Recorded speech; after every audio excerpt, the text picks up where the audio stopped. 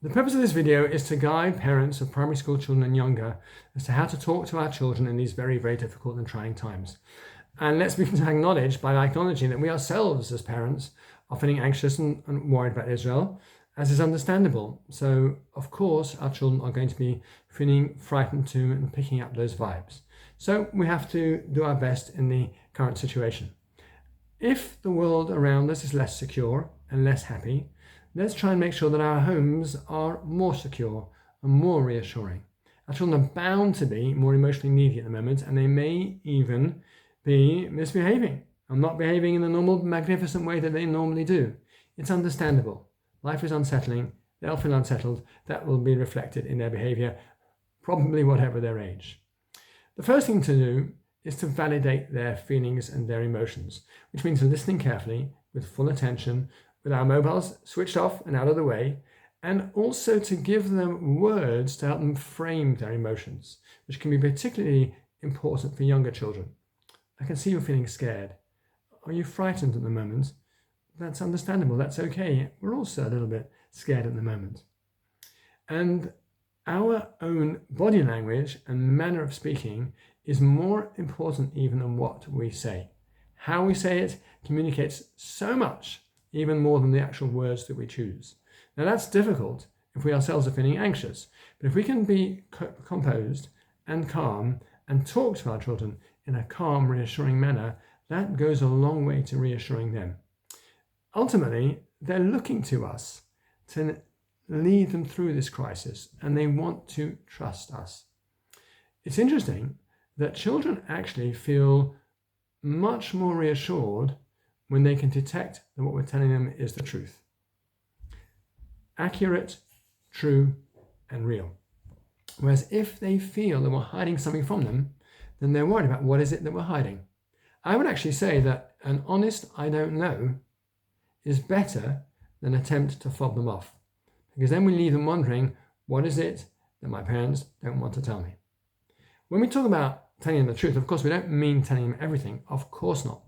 On the contrary, I feel that we've got to be very, very careful about what comes into our home and the news feed and the articles, and let's spare them, I would argue ourselves, from some of the graphic and gruesome details. We need to know what's going on, but not to that extent. What it means is giving them bite-sized, age-appropriate, accurate information on a need-to-know basis, but also making it absolutely clear that we're open for any further questions that they may have. Also, to let them know that they're going to hear many, many things. Possibly in the playground and at school, a lot of those things will not be true.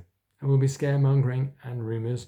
And it's so important they come and talk to us, an adult or another adult, to find out what is true and what is not true. And then we can discuss it and work it through with them.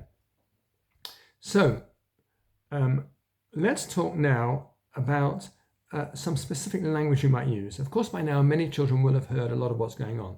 But for younger children, if I had to explain the situation, because I haven't heard yet, or they need more clarity, I would explain there's a group of Arabs in Israel who are called Hamas, or terrorists, who don't like the Jewish people living in Israel, and they are hurting and have been hurting the Jewish people, which is why we're so concerned and worried about friends and relatives and the Jewish people in Israel.